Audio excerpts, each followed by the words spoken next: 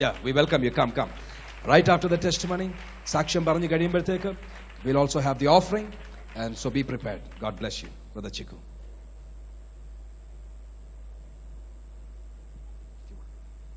you have time till 10 o'clock? 10 o'clock.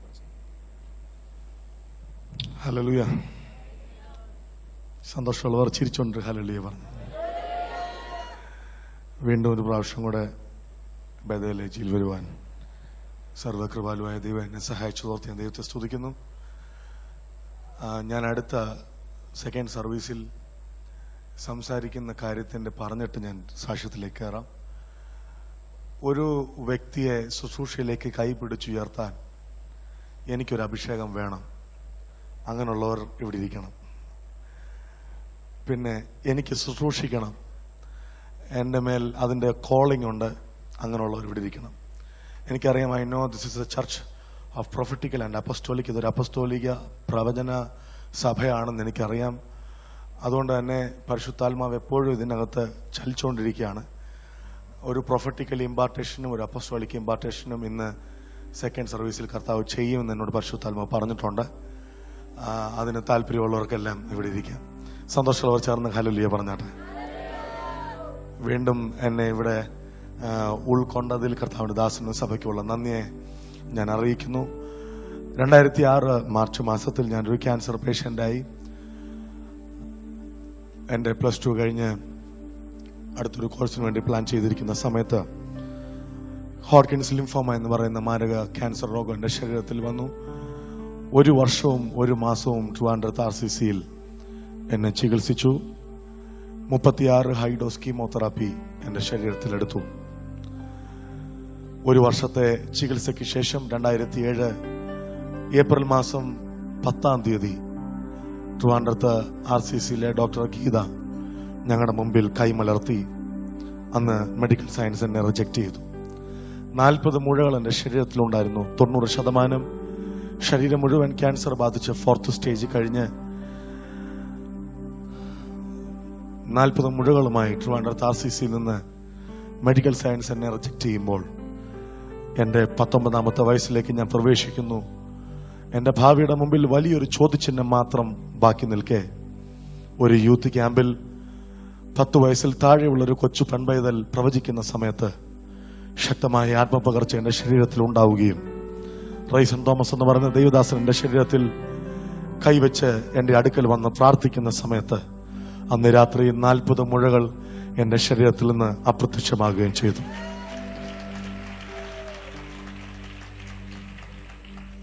വൈദ്യശാസ്ത്രം പറഞ്ഞു 90% spread ചെയ്തു. 40 മുഴകൾ നിന്റെ ശരീരത്തിലുണ്ട്. ഇനി നീ സൗഖ്യമാകത്തില്ല, നിനക്ക് മരിക്കാം. പക്ഷേ യേശു പറഞ്ഞു, ഇല്ല, ഞാൻ നിന്നെ മരണത്തിന് അനുവദിക്കത്തില്ല. ഞാൻ നിന്നെ മരണത്തിന് അനുവദിക്കത്തില്ല. ഞാൻ നിന്നെ മരണത്തിന് അനുവദിക്കത്തില്ല. ഇന്ന് പകലിൽ ഈ ആരാധനയിൽ ആരെങ്കിലും അങ്ങനെയുള്ള സാഹചര്യങ്ങളിലുണ്ടെങ്കിൽ, അപ്പോസ്തലനായ പൗലോസ് എഫേസ്യർക്ക് ലേഖനം എഴുതിയപ്പോൾ തന്റെ ആദ്യത്തെ പ്രാർത്ഥന ഇപ്രകാരം എഴുതി വെച്ചു: കർത്താവേ, ഇവരുടെ ഹൃദയദൃഷ്ടിയെ നീ പ്രകാശിപ്പിക്കണേ. 3-ാം അധ്യായത്തിൽ 2ാമത്തെ പ്രാർത്ഥന എഴുതി വെച്ചപ്പോൾ ഇപ്രകാരം പറഞ്ഞു: ദൈവസ്നേഹത്തിന്റെ നീളവും വീതിയും ഉയരവും ആഴവും സകല വിശുദ്ധന്മാരോടും കൂടെ ഗ്രഹിക്കേണ്ടതിനും പരിജ്ഞാനത്തെ കവിയുന്ന ക്രിസ്തുവിന്റെ സ്നേഹത്തെ ഇവർ അറിയേണ്ടതിനും ഞാൻ ഇവർക്ക് വേണ്ടി പ്രാർത്ഥിക്കുന്നു. ദൈവസ്നേഹത്തിന്റെ വീതിയും നീളവും ഉയരവും ആഴവും സകല വിശുദ്ധന്മാരോടും കൂടെ ഗ്രഹിക്കേണ്ടതിനും. പിന്നെ എഴുതി വെച്ചിരിക്കുക പരിജ്ഞാനത്തെ കവിയുന്ന. ഒന്ന് പറഞ്ഞേ, പരിജ്ഞാനത്തെ കവിയുന്ന. ഉറക്കെ പറഞ്ഞേ, പരിജ്ഞാനത്തെ കവിയുന്ന ക്രിസ്തുവിന്റെ സ്നേഹത്തെ അറിയേണ്ടതിനും. പരിജ്ഞാനത്തെ കവിയുന്ന. അടിയിൽ തീ കത്തുന്നു, പാത്രം ചുട്ടുപഴുക്കുന്നു, തിളച്ച എണ്ണ തിളച്ചു മറിയുന്നു, യോഹന്നാൻ എണ്ണയ്ക്കകത്ത് കിടക്കുന്നു. പരിജ്ഞാനത്തെ കവിയുന്ന. മനസ്സിലായില്ലേ? അടിയിൽ തീ ആളിക്കത്തുന്നു, പാത്രം ചുട്ടുപഴുക്കുന്നു, എണ്ണ തിളച്ചു മറിയുന്നു, യോഹന്നാൻ കിടക്കുന്നത് എണ്ണയ്ക്കകത്താണെങ്കിലും പരിജ്ഞാനത്തെ കവിയുന്ന. ലോകം റിപ്പോർട്ട് കൊടുത്തു, അടിയിൽ തീ. ലോകം റിപ്പോർട്ട് കൊടുത്തു, പാത്രം ചുട്ടുപഴുക്കുന്നു. ലോകത്തിന്റെ റിപ്പോർട്ട്, തിളയ്ക്കുന്ന എണ്ണ. പരിജ്ഞാനം എന്ന് പറഞ്ഞ പ്രായോഗിക ജ്ഞാനം. ആമേൻ. പ്രായോഗിക ജ്ഞാനം. എന്നാൽ ക്രിസ്തുവിന്റെ സ്നേഹം, ക്രിസ്തുവിന്റെ പരിജ്ഞാനം പ്രായോഗിക ജ്ഞാനത്തിന്റെ അടപ്പിനെ പൊട്ടിച്ച് തിളയ്ക്കുന്ന എണ്ണയ്ക്കകത്തും. ഹല്ലേലൂയാ, ഹല്ലേലൂയാ. അത് അനുഭവിക്കുന്നവർ ചേർന്ന് കരങ്ങളെ തട്ടി കർത്താവിനെ സ്തുതിച്ചാട്ടെ. हम गाए हो जाना तू राजाओं का है राजा, तेरी महिमा होवे सदा। तू है प्रभु हमारा खुदा। हम गाए हो जाना तू राजा बोलता है राजा, तेरी महिमा होवे सदा। तू है प्रभु हमारा यीशु मसीह, तेरे जैसा है कोई नहीं। तेरे चरणों झुकी आसमां और महिमा गाए ज़मीन। यीशु मसीह, तेरे जैसा है कोई नहीं। तेरे चरणों झुकी आसमां और महिमा गाए ज़मीन। हम गाए हो ज़रा तू राजा बोलता है राजा, तेरी महिमा होवे सदा। तू है प्रभु हमारा। Sing with me, हम गाए हो सदा, हम गाए हो सदा। तू राजा बोलता है राजा, तेरे महिमा होवे सदा। तू है प्रभु हमारा प्यारे दीदा। तूने हमसे कितना प्यार किया,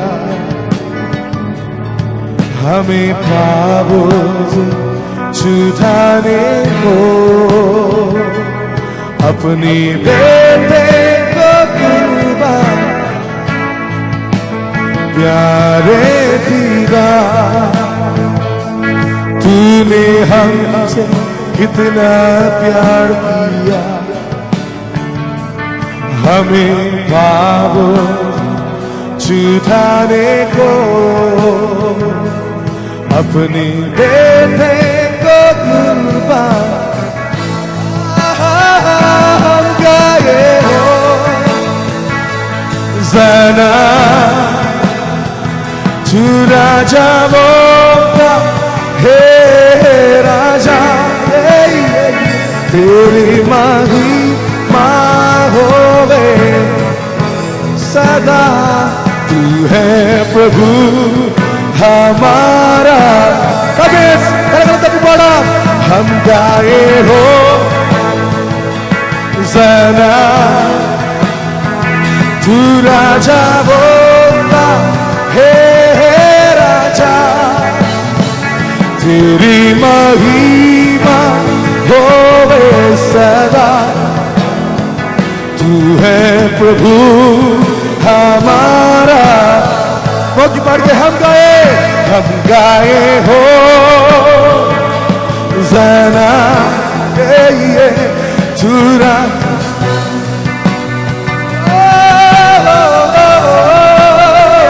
तेरी माँ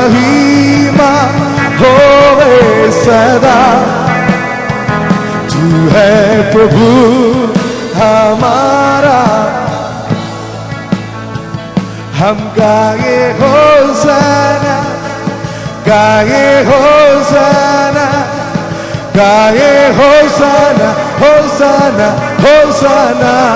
Come on, हम गाए होसाना, गाए होसाना, गाए होसाना, होसाना, होसाना। Lift your voice, हम गाए होसाना, गाए होसाना, गाए होसाना, होसाना, होसाना। ये हम गाए होसाना, गाए होसाना, गाए होसाना, होसाना, होसाना।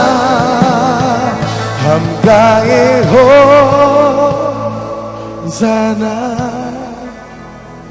तू राजाओं का हे राजा, तेरी महिमा, तू है प्रभु हमारा, हम गाए हो जना, ये तू राजा बोला हे राजा, तेरी महिमा होवे सदा, तू है प्रभु हमारा खुदा, हम गाए हो जना, तू राजा बोला हे राजा, तेरी महिमा होवे सदा, तू है प्रभु हमारा खुदा। Hallelujah, hallelujah.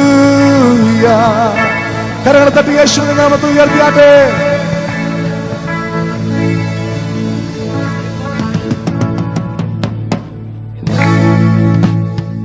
ഈ സമയം നമ്മളെല്ലാം എഴുന്നേറ്റ് നിന്ന് ഒരു പാട്ടും കൂടെ ചിക്കു ലീഡ് ചെയ്യും. ആ സമയം